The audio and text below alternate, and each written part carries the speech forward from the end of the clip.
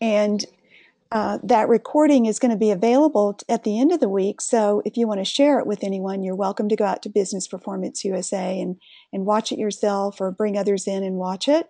Also, all of Kent and Kathy's webinars are out there. So if you want to find out more about Kent Stroman after you hear this webinar, you can certainly go out there and find the rest of his webinars that we've recorded across time. I think he's up to, I want to say about number 5, and he can correct me. Anyway, this is one of the benefits of you being able to be a member is that you can hear on demand any of these webinars that we've presented. So let me introduce myself. And my screen is warming up, but I'm Cynthia Stewart. I'm your partner in Evermore Services, and I help businesses build tomorrow's businesses today. And I'll be your host for this hour. And in a minute, I'll introduce your presenters, Kathy Wright and Kent Stroman.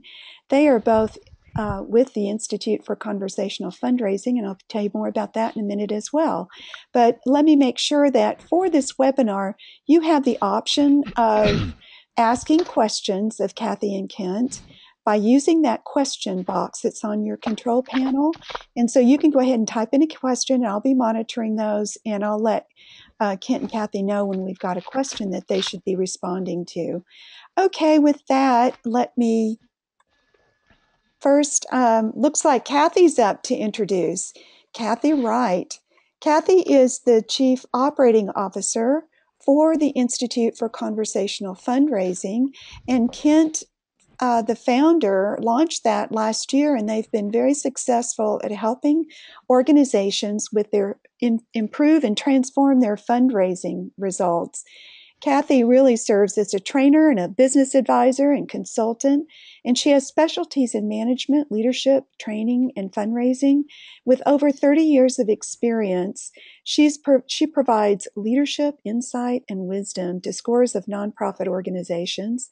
She's actually renowned for her training programs, and some of which she does design them personally and also works with Kent and helps various organizations design their programs as well.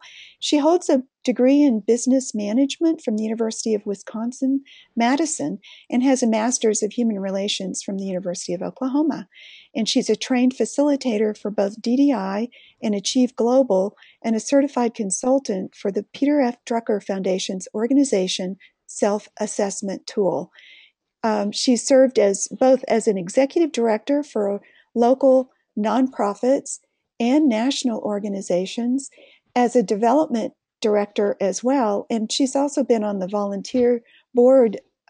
She's been a volunteer on boards for several community organizations. So she has experience on both sides of the table. As and Cynthia, she yes, is a hopeless cheesehead. I think she is. I think she is a hopeless cheesehead from Madison, Wisconsin. And I know others of those. In fact, one of our ministers is one of those. The word is proud. Yeah. It's hopeless, Kathy. No, I think it's proud. Kathy, we appreciate you. We want to thank you for being an executive volunteer for BPUSA, and thanks for joining Kent. And with that, wow, I don't know how to keep up with that. Let's move on to, if you know Kent, you know that she is a great partner for Kent. And Kent is regarded as America's asking coach. And he has a webinar that he talks all about asking. And once you hear about how he approaches asking, you say, yep, you're the asking coach. He's really a talented speaker and is asked to speak all over the place. He's an insightful advisor, effective communicator, and a published author. Has a great book out there, and I hope he has a preview of that book somewhere in this slide deck. I'm not sure. But anyway, Kent's purpose in life is to equip, inspire, and encourage, and he does that. And I know him personally now and have witnessed his equipping and inspiring and encouraging. He has had a 25-year career in higher education, and then he launched Stroman and Associates, and he consults in fundraising and board governance and strategic planning and leadership development, and holds numerous credentials, including a certified fundraising executive. And so I said that they launched the Institute in 2013, but it was actually in 12. So they are up and going a couple of years now and having, like I said, great success. And so, Kent, we are honored to include you among our executive volunteers as well. And so, guess what? It's time to turn the controls over to you. And Kathy, I believe I should be turning those to you. Is that correct? Yes, thank you, Cynthia. Okay, so we're going to shift those to Kathy. And I'll let you know as soon as I see your screen, I'll let you know, and I will go on mute myself. All right, well, while you're doing that, I just wanted to say thank you again, Cynthia, for hosting us and for that wonderful introduction. And before we get started into the real heart of our presentation, I wanted to tell you a little bit about the background information, maybe the context for our talk today. And then at that point, you'll get to participate during the meat of the matter. We'll wrap it up by giving our thoughts on some lessons learned, some recommendations for going forward, and we'll certainly leave time for questions at the end. However, if you have questions throughout, don't be shy. We love conversation here at the Institute for Conversational Fundraising, so please type in your questions and we'll be ready to talk. And so we first, see let's briefly recap. Excuse me, Kathy, we see the Sure. GoToWebinar screen. You may want to put us on your presentation screen. All right, well, let's see here. How do I do that? It would be the PowerPoint presentation if you have it open, and if not, we might just go back and have Cynthia walk through the slides in that process. You know, if you give the screen to Kent, and he's familiar with it, Cynthia, with how to do that, he can make the screens go forward as soon as we need them. Would that work? I'm passing it over to sure. Kent. All right. All right, and thank you everyone for your patience. Yeah, we are now seeing your screen, Kent. Got it. And we will. How's that? It is better now. There we are. Backstory. There you go. Okay, I'm going to go on mute. Take it away, Kathy. All right, the backstory. So let's just talk a little bit about the challenge so that we're all on the same page and understand how it worked. It actually was pretty simple. You were to video yourself doing certain things and then post it on your social media platform. Mostly it was Facebook and Instagram. And it was typically less than a minute of you doing this ALS Ice Bucket Challenge. So you were to announce your acceptance of the challenge, naming the ALS Association as the recipient of any donations. You were to have the bucket of ice or ice water poured on you. You were to challenge by name and tag them 3 other people to do the same thing. And you were to tell them that they have 24 hours to complete the challenge. If you do not accept the challenge, you are asked to donate $100 to the ALS Association. Now, there's some debate about whether or not you were to donate a smaller amount or not at all if you indeed accepted the challenge. However, we know that many people both accepted the challenge and donated. Now, according to the ALS Association, the range of gifts for these donations were from less than $1 to $200,000, and that is from one donation. Most of the donations came from individuals, but some came from corporations. They began reporting their income from the Ice Bucket Challenge on July 29th of this year. And I'm sure it's a coincidence. I think it's kind of poetic that also happened to be Kent's 60th birthday. So a little happy birthday there to Kent on the beginning of the Ice Bucket Challenge. And as of this morning, the amount they've raised so far is $113.6 million. And now I want to put that in a little perspective. During their fiscal year ending January 31st, 2014, so last fiscal year, they raised $29.1 million. And in the years prior to 2014, they raised less than $20 million each year. Another perspective, Americans gave a little over $335 billion in 2013. And the single largest increase from the year prior was over $9 billion, which was given by individuals.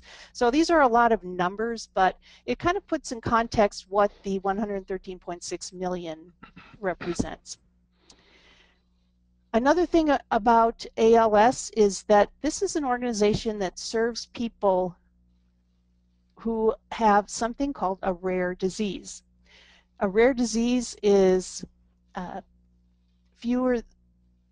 there are 7,000 rare disease organizations within the United States, and the National Organization for Rare Disorders helps these folks to raise funds and to advocate, because together they have a stronger voice.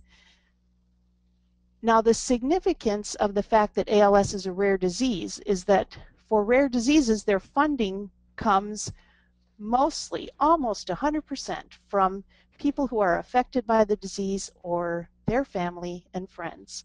Now, I know this personally because for several years I worked for a rare disease organization, Nevis Outreach, and this was absolutely true for us. I want to have a little shout out to Mark Beckwith. I know he was intending to join us today. He's the executive director of Nevis Outreach, and he would agree with me this is completely true. And this was also true for the ALS Association until this summer.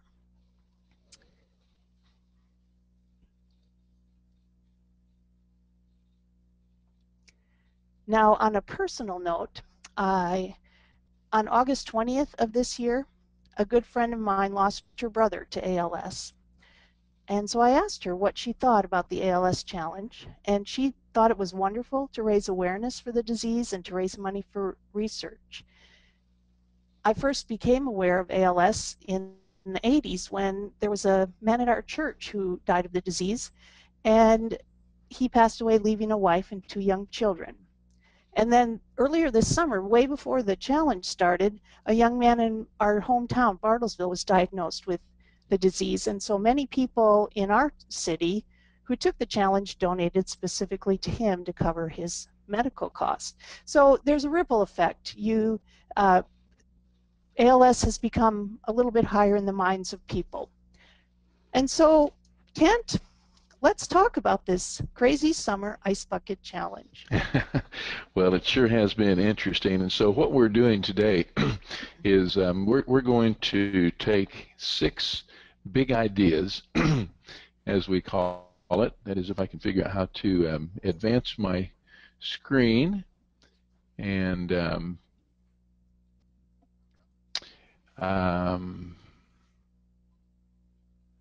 like this point maybe isn't working for Looks me. like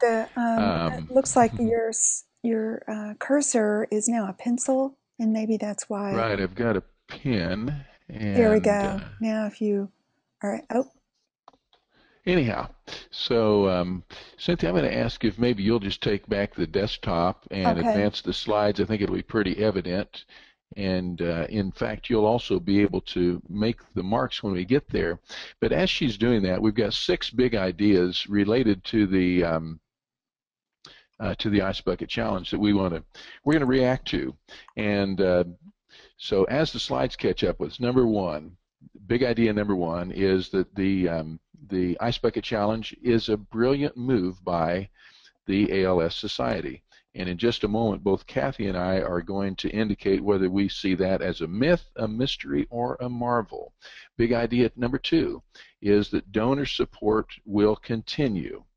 Number 3, that other charities will suffer as a result of the success that the ALS Association has experienced.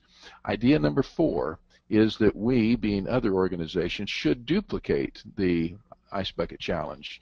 Our fifth big idea is that social media is the future of fundraising. And number six, that the Ice Bucket Challenge will impact my organization. And so with that, I'm going to hand it off to Kathy. If you'll give your response to big idea number one. Do you guys want to launch a Okay, poll? the Ice Bucket. Yes, let's launch a poll. Okay. That'd be let's see what great. the audience says, and then so folks, I'm going to launch the poll, and you just think about it, and you select whether you think it's a myth, a mystery, or a marvel, and I'll watch and let them know. We have Do they vote those. on their screen? They vote on their screen, and okay. you should be. Here's the poll. You should be seeing it on your screen, and if not, go ahead and. Yep, we do. People are viewing it, and we've got. Looks like we're 100%. Okay. All right. Oh, 92% have voted. We just need one more person or two to vote. Oh, 100% have voted. Okay. Let me close that poll. And I'll tell you first that about 17% said that it's a myth, about 8% said that it's a mystery, and about 75% said it's a marvel. So I'll close the poll. All right. Now, Kent and Kathy, which one is going first? All right. I'm going first. I'm on the right-hand column, and I say it's a myth. So she says myth. Okay, Kent, I don't know if I have Hey, you got it. Oh, yeah. Good deal. Okay, there we go.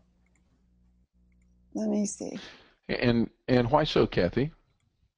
Well, I say it's a myth because the ALS Association did not start the Ice Bucket Challenge. It was started by two men who have ALS. However, the association's response to the challenge from its marketing, fundraising, and PR standpoint has been great, and also to the negativity that there's some negativity that has been surrounding it. So I say they're brilliant in that respect. So you're saying that they're brilliant in the way that they've responded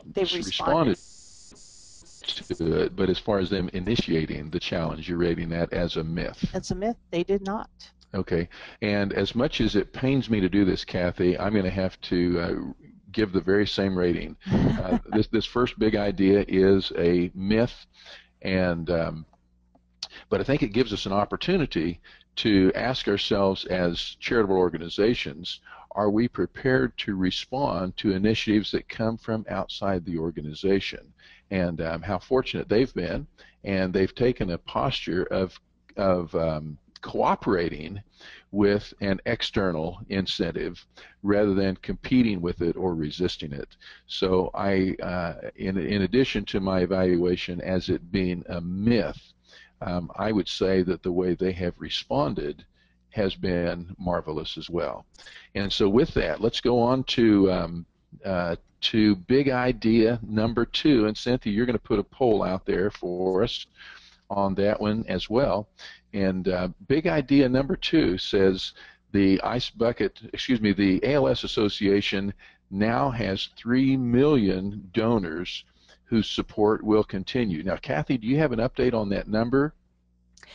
No, that's the number that they still say thank you to our 3 million donors. Wow. So 3 million donors. The big idea is that these 3 million donors' support will continue. And so we're asking our participants to respond. Do you see that as a myth, a mystery, or a marvel?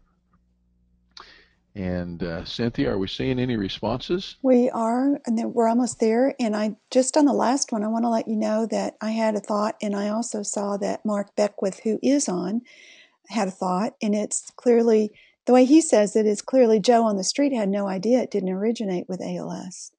Yeah, isn't so that interesting? And 75% said marvel. So I think most people are going to claim that, that ALS was behind it, but you're absolutely right. When I went out and read, it was a young man with ALS that started it. Okay, right, so and that speaks to how they what a good job they did in responding and, as Kent says, cooperating with the particular challenge. Yeah, see, to me, it also reveals how involved people want to be with solving problems that matter to them. And what a spectacular example that is. Yeah, exactly. Okay, so on this second one, we've had everyone vote, and it's leaning on the side of 58% for myth and 42% for mystery. So there we go. So say those numbers again, Cynthia. 58% said myth and 42% said marvel. 42% marvel, 58%. Marvel or mystery? Oh, I apologize. I did say that wrong. Thank you for asking me, questioning me. 58% for myth. It's those M words, you know. 58% for myth, 42% for mystery. Okay, and so I'm going to give my response, and the I'm going to check the mystery box. So left-hand box on mystery, and here's why. It's not a foregone conclusion whether those $3 million will either continue to be supportive or not continue to be supportive. And so I'm going to say that the proof is in the pudding, and that will be based on two things. Number one, how the ALS Association engages with these 3 million new donors. Boy, what an opportunity and what a burden all at one time. And then, of course, the other part of that is how do the donors, how do those 3 million respond to the follow-up of ALS? I would be shocked if all 3 million of them would continue to support. I'll be thrilled if the ALS Association takes a posture that is engaging with those donors, and a large portion of them do continue to support. So, Kathy, what say you? Boy, Kent, you know, I agree with you on this one. It's a mystery. And for many of the same reasons that you mentioned, but I also wanted to say that, you know, last week we were on a little mini speaking tour with our friends from Bloomerang, Amy Schermerstein and Chris Painshot. And at the meeting that I attended, Chris talked about donor retention. And right now, donor retention sits at 39%. So from one year to the next, you retain 39% of your new donors. So applying that number to the 3 million is, of course, right there, it cuts out a lot of people. And again, since your relationship with donors is a relationship business, how you follow through with that has a big impact on which donors will continue to support you. So, Cynthia, if we would go and do our next poll for other charities, or other charities will suffer because of the Ice Bucket Challenge success. Now, let's see what our audience has to say about that.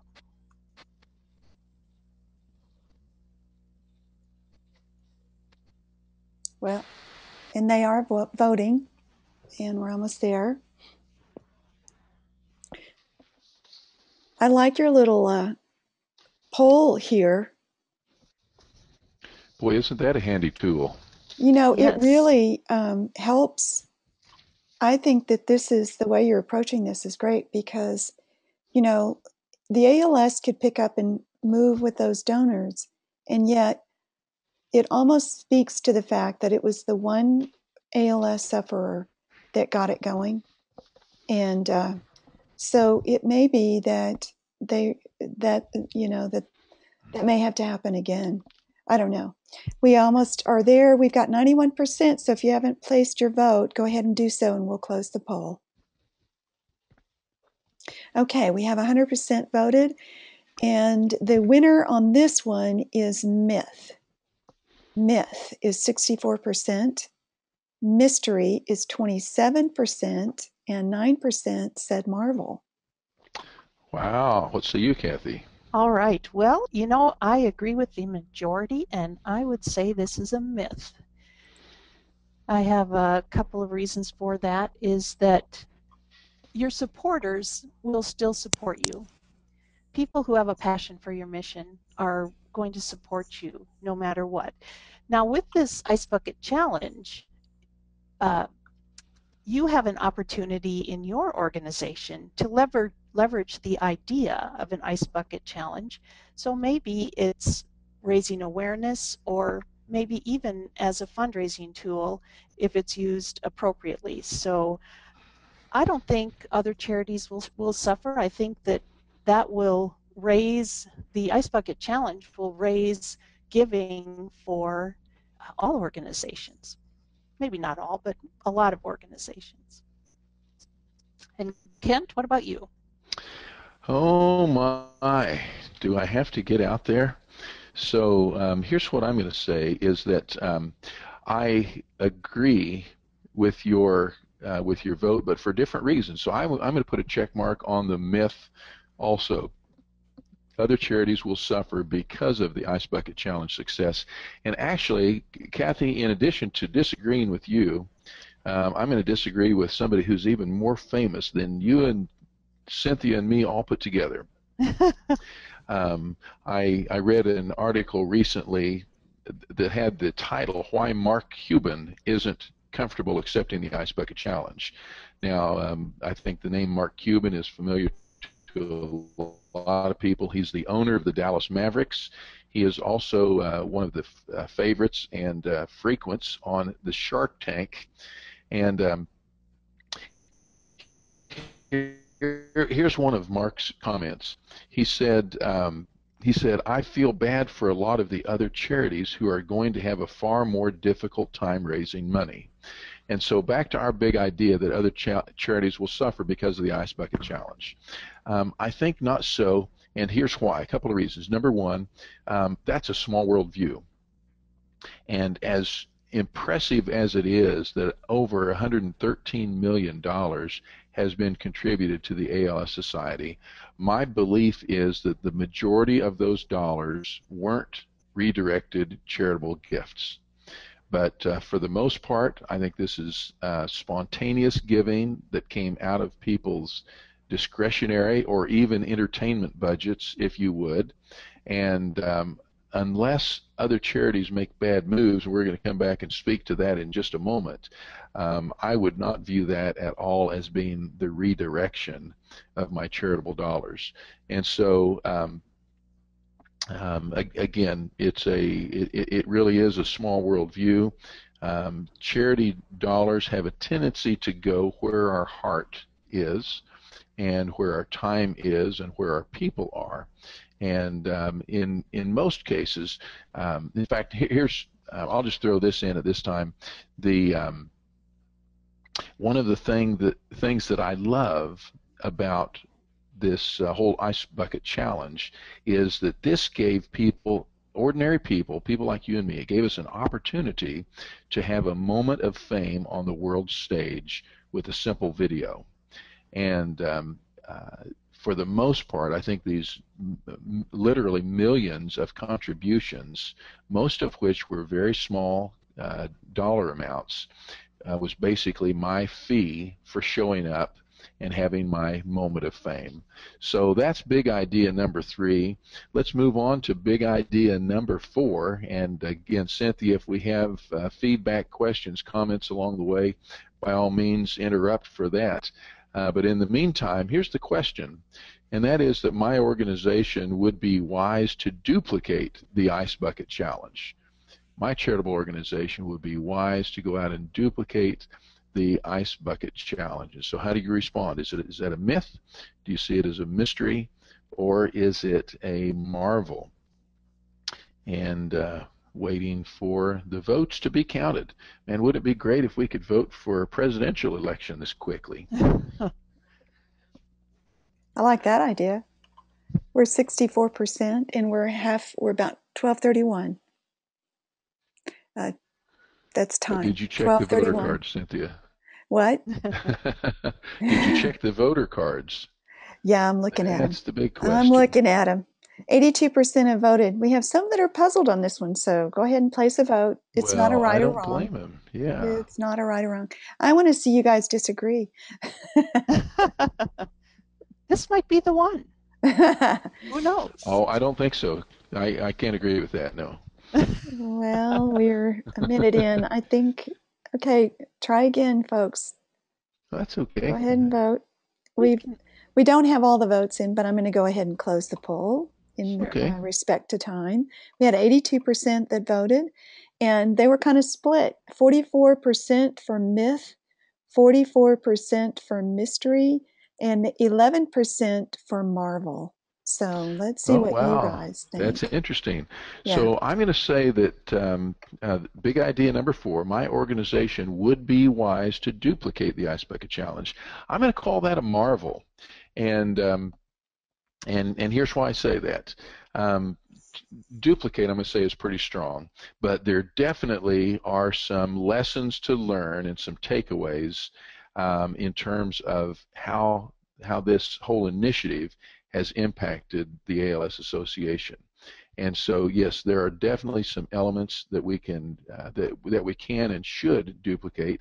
And depending on how much time we have, um, we will come back and address some of those at the end. But with that, I want to ask Kathy, what's your response? Oh, Kent, I thought this would be the one where we disagreed, but my checkbox is Marvel also. Oh no. And uh, and I agree with you in that an organization needs to duplicate the way the ALS prepared itself, if you will, not knowing it was preparing itself, but by being a high quality organization, following best practices, and being transparent, that inspired confidence in the donors so that people weren't afraid to go and give and know that here was an organization with high standards and high recommendation from outside. So no, I don't think you should be dumping ice water on your head, and that train has already left the station, as my husband would say. But yes, we should duplicate it in using social media appropriately and following some best practices. Now, there are some other challenges out there right now that are trying to duplicate the rice bucket challenge, the rubble bucket challenge, Oh the my. soap bucket challenge. There are some out there, and I think they're mostly raising awareness right now rather than raising funds. But those would be some things to watch and see how the duplicate challenge fares out there in the social media.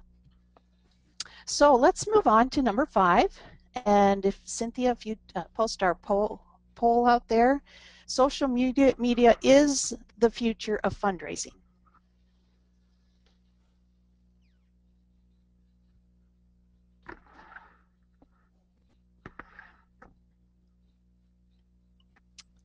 Okay, the votes are Do, coming do, in. do, Yeah, do, really. Okay. We needed a little do, Now music. We that forgot about that part.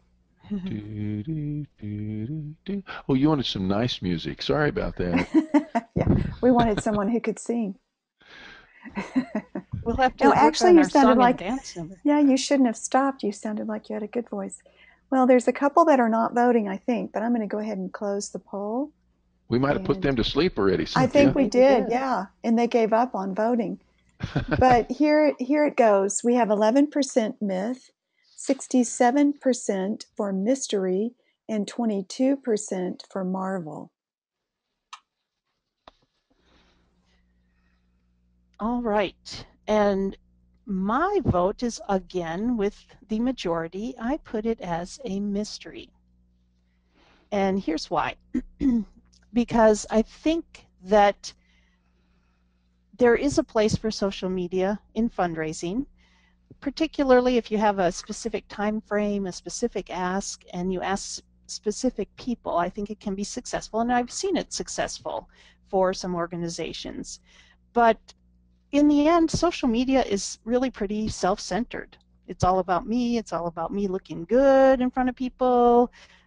Sometimes it's people I don't even know, but it's important to look good. So anyway, I think it'll be a mystery as to whether it is the future of fundraising. Kent, what do you think? Well, I'm going to disagree with you. I think that's a myth.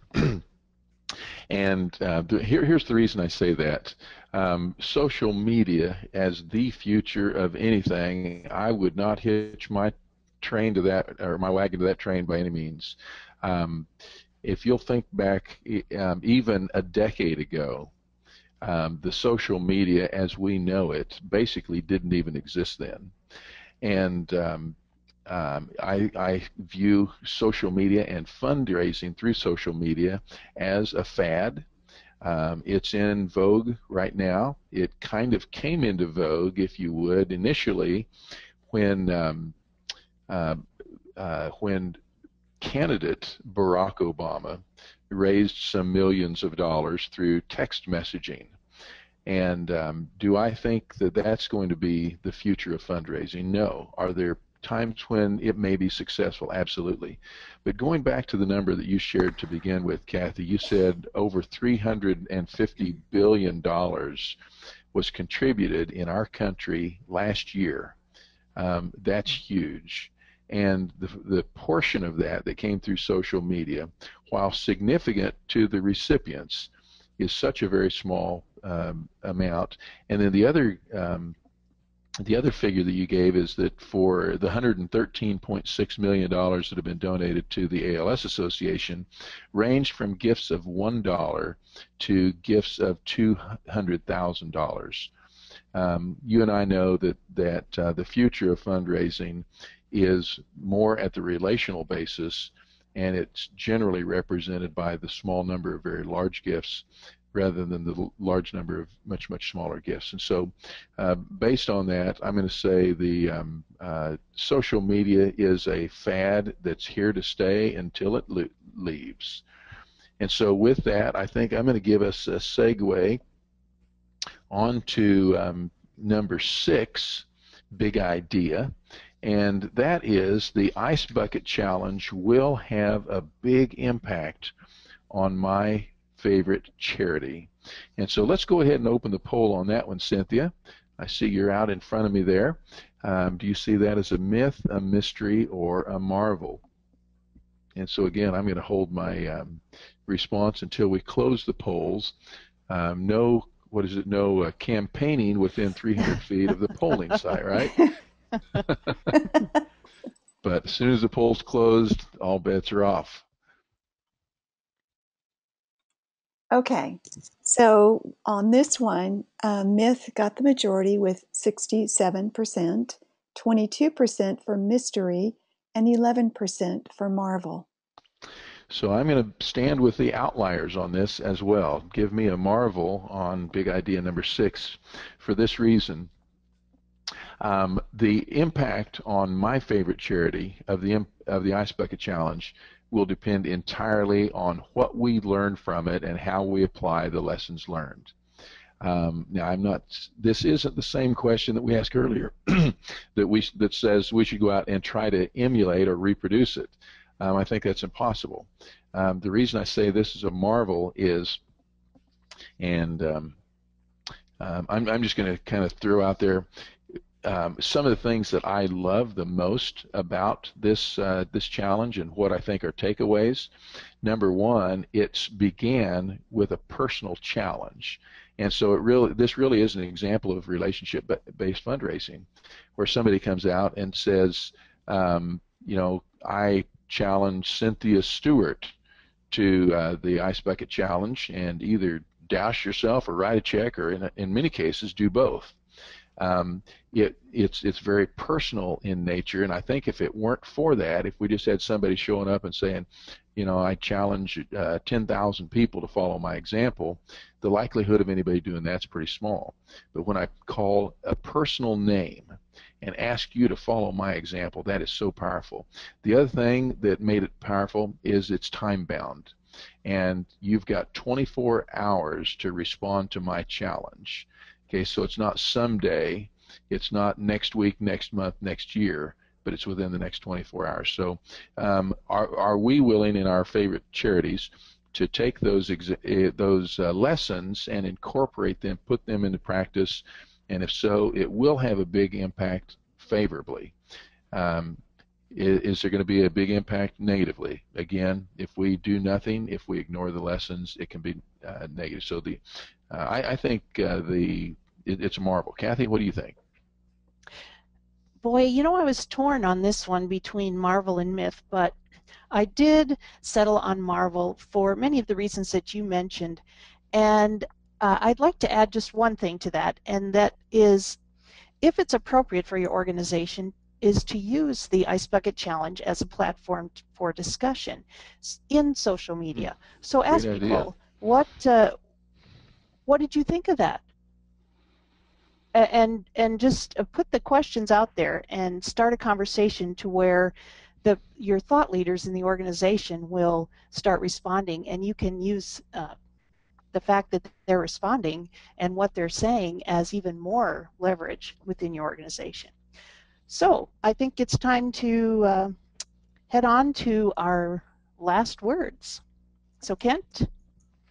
Okay, great. Well, on the screen you see the summary of the 6 big ideas, and like Kathy mentioned, I would say by all means use that in your organization, if nothing else, just to generate conversation, strategic conversation about how our organization is going to respond as we go forward. So I noticed with the where we are on the clock, Kathy and I each have our last word. We're going to go to the next screen, and I'm going to give you my last word, which is focus. And I want to put 3 dimensions on that. Focus on your mission, and one of the things that I'm not thrilled about on the ALS Ice Bucket Challenge is that for many people, while they're familiar with the name of the organization, they have no more understanding of the ALS Association today than they did before July 29th. And anytime that happens, it's a mistake. So let's don't have that mistake. Let's focus on our mission, because our organizations exist for a purpose. Use social media to illuminate that purpose. Number 2, focus on the people.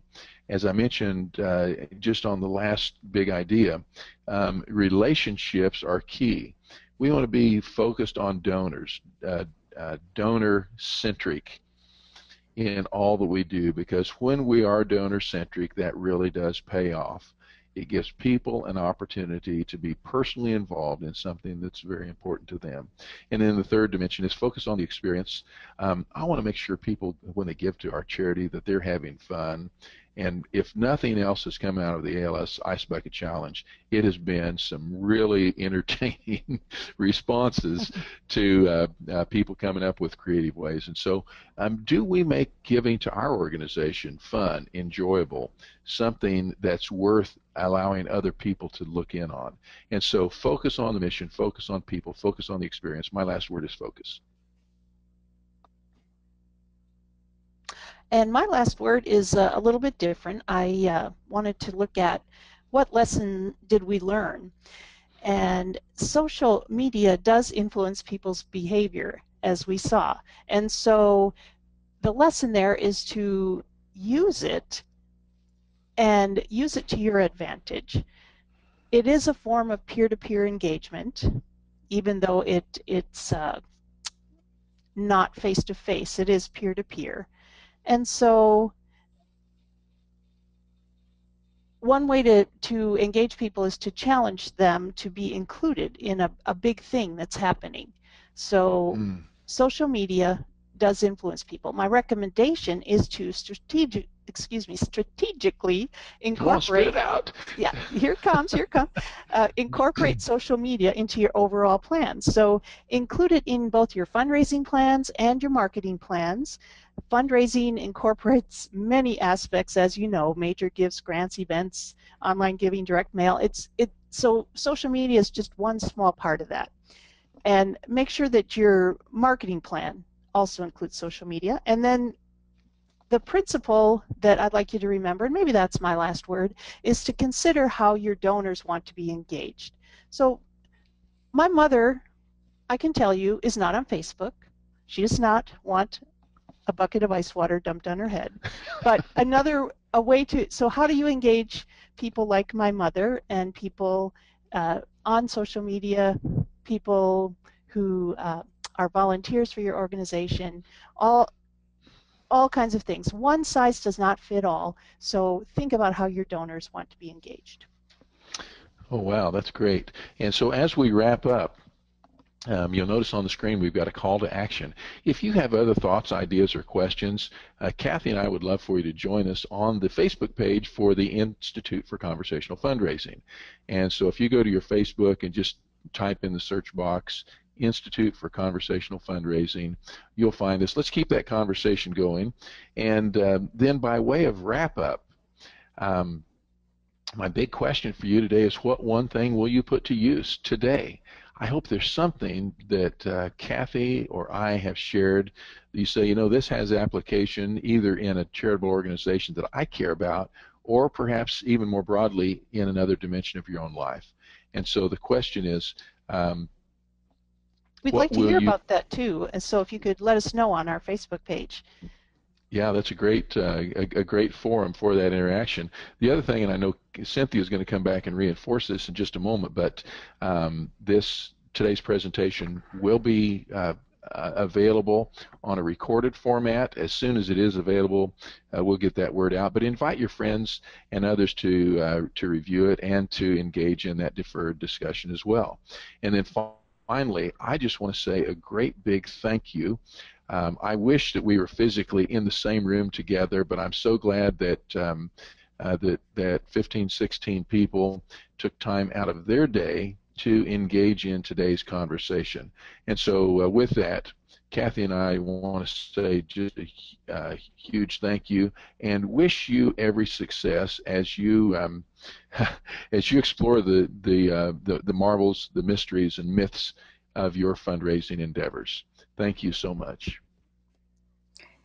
And just to make sure that you know that Mark Beckwith has been very active on the question box and making comments, and observes that the math with the ALS IBC amounted to 0.03% of the total philanthropy in 2013. So real small part. And I'm so thankful for the comments and the insights that you have shared with us, Kathy and Kent, on this phenomena that happened.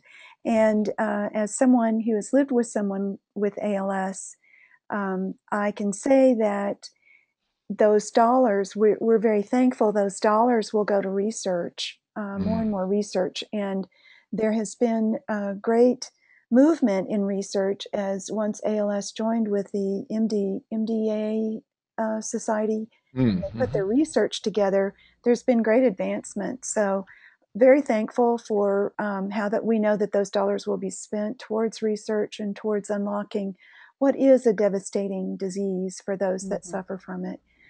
So great topic for today and great insights. Thanks, Kent and Kathy. And folks, I want to invite you back to Kent's next webinar. He's going to be talking about building the board of your dreams. All of us need board members that are very active and very strategically selected, and he knows how to help you do that. So come back, and that will be on November 11th. That's 11/11/2014, and that'll be a Tuesday. You want to mark your calendars and come back.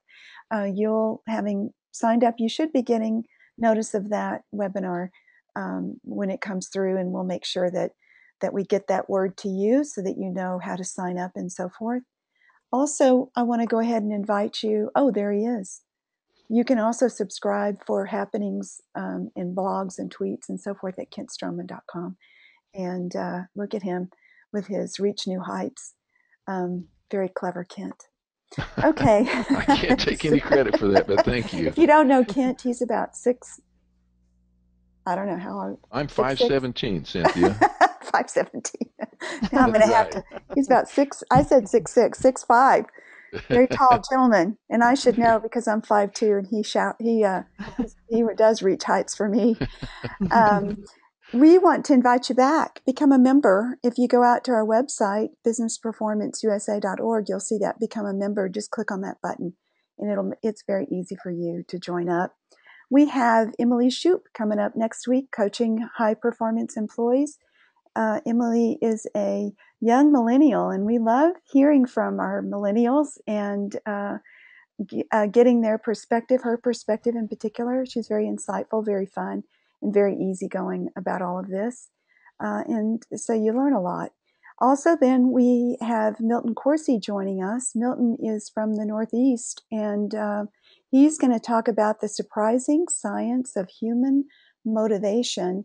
And basically, the subtext on that is what science knows that business doesn't. So we're looking forward to hearing from Milton on the 30th of September. Moving us into the new month is Nancy Roberts back to talk about background screening with Track One Technology. She's a Chief Operating Officer, and she and Matt change off, and they have enormous amounts of information to share on background screening. And this one is really about the meaning of match has to do with name matching is more of an art than it is a science. A lot of people think that you just go tap into databases and voila, and it turns out to be a lot more. And so there's things, if you need to do background screening for your company, you're going to want to hear from Nancy and Matt. So with that, folks, thanks again to our presenters today, always bringing these lively topics. Thanks for the audience and your participation in these polls. We look to host you back here next week on Tuesday, noon Central. Thanks, everybody. Bye-bye. Thank you, Cynthia. Bye. Bye-bye.